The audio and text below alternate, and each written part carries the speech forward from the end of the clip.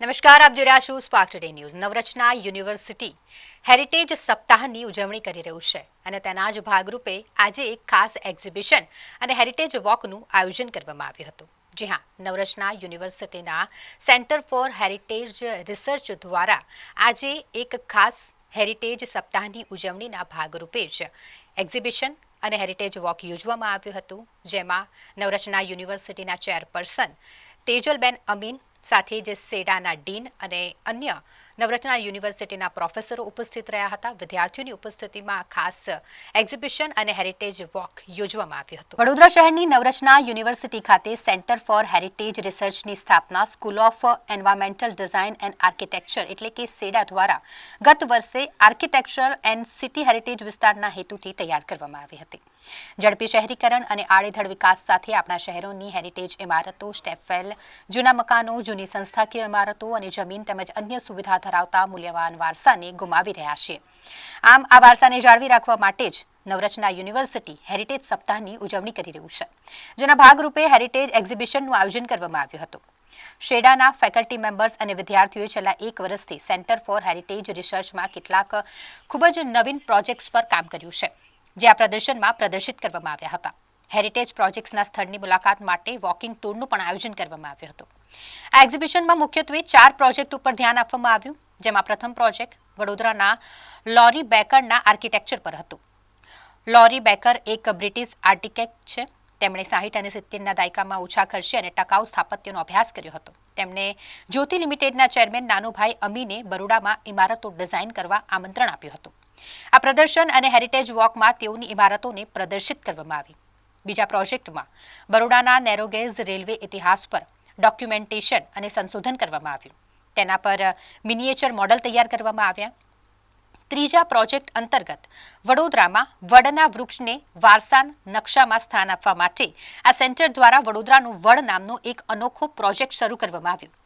વડોદરા શહેરનું નામ વડ વૃક્ષ પરથી આવે છે, પરંતુ શહેરીકરણને કારણે આપણે ધીરે ધીરે આ અનોખો કુદરતી વારસો ગુમાવી રહ્યા છે. તેથી જીઓ ટેગિંગ પ્રોજેક્ટ શરૂ કરવામાં આવ્યો. સાથે જ વિદ્યાર્થીઓ દ્વારા તૈયાર કરવામાં આવેલા પ્રોજેક્ટની પુસ્તકનું પણ અનાવરણ કરવામાં આવ્યું. આ કાર્યક્રમમાં નવરચના યુનિવર્સિટીના ચેરપર્સન તેજલબેન અમીન, શેડાના ડીન પ્રત્યુષ શંકર તથા નવરચના યુનિવર્સિટીના અન્ય પ્રોફેસરો અને વિદ્યાર્થીઓ ઉપસ્થિત રહ્યા હતા. તેઓ દ્વારા દીપ પ્રાગટ્ય કર્યા બાદ પુસ્તકનું અનાવરણ કરવામાં આવ્યું.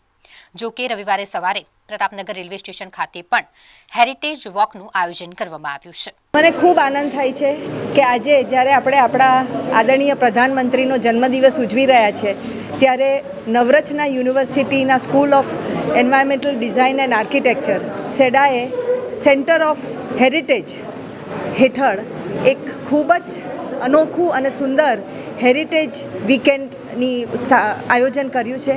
તેમાં વડ વિશેની એક્ટિવિટી છે.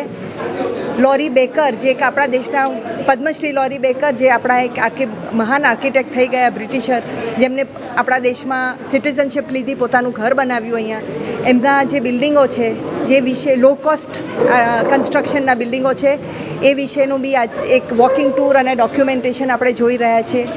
જોડે જોડે એક અમારા સ્ટુડન્ટ્સ નવરચનાના, જેમના જે ડ્રોઈંગ્સ અને ડોક્યુમેન્ટેશન છે, એની એક બુકલેટ આજે બહાર પાડીએ છીએ.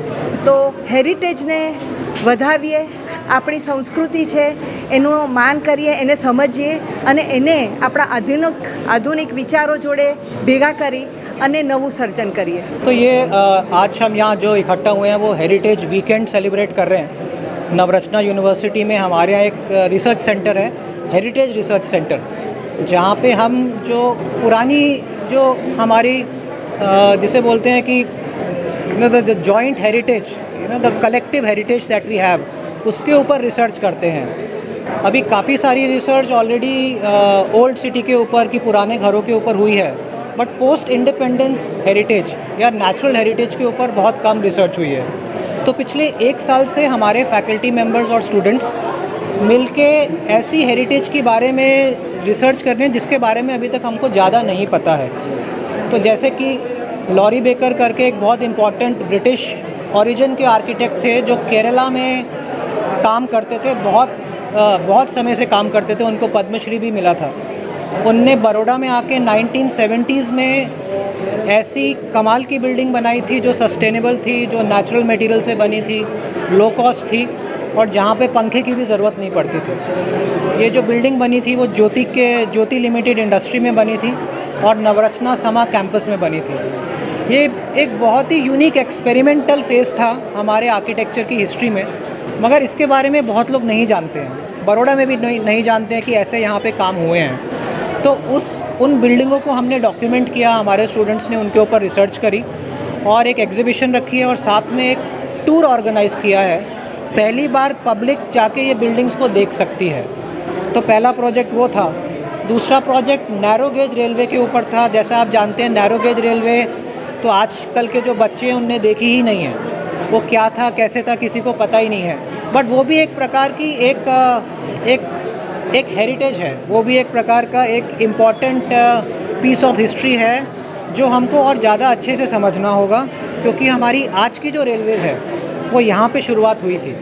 तो फर्स्ट रेलवे टेक उस टाइम पे वो बुलेट ट्रेन के जैसे रही गई होगी। तो फर्स्ट रेलवे टेक्नोलॉजी कैसी थी, उसके कैरिज वे कैसे थे, उसके इंजन्स कैसे थे, उसकी पटरियाँ कैसी थी, उसके ऊपर रिसर्च करी गई, उसके मॉडल्स बनाए, ड्राइंग्स बनाए और इसका भी एक एग्जीबिशन है और एक टूर ऑर्गेनाइज़ किया गया है प्रतापनगर रेलवे स्टेशन में संडे को। तीसरा प्रोजेक्ट है कि बड़ौदा शहर बैनियन ट्री मतलब वड के पेड़ों से जाना जाता है, मगर अक्सर हम भी नहीं जानते कि ये वड का पेड़ कहाँ पे है।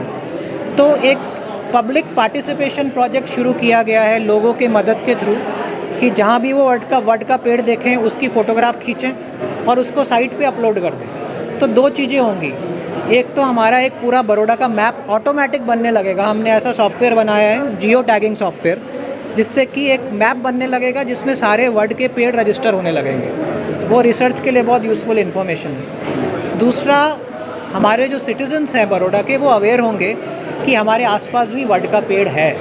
सो दिस इज़ अ वे हम अपने सिटीजन्स में, बड़ौदा के लोगों में अवेयरनेस जागरूक कर रहे हैं उनके हेरिटेज के प्रति। इस केस में वो नेचुरल हेरिटेज है। तो ये 3 प्रोजेक्ट हैं और बाद में हम हम बुक भी हमने पब्लिश कर रहे हैं जो अलग अलग पुराने घर हैं उसका कैसे आर्किटेक्चर था, उसका पूरा स्टूडेंट वर्क को अभी हम पब्लिक करके एक किताब हमने निकाली है जो हम जगह जगह बांटेंगे।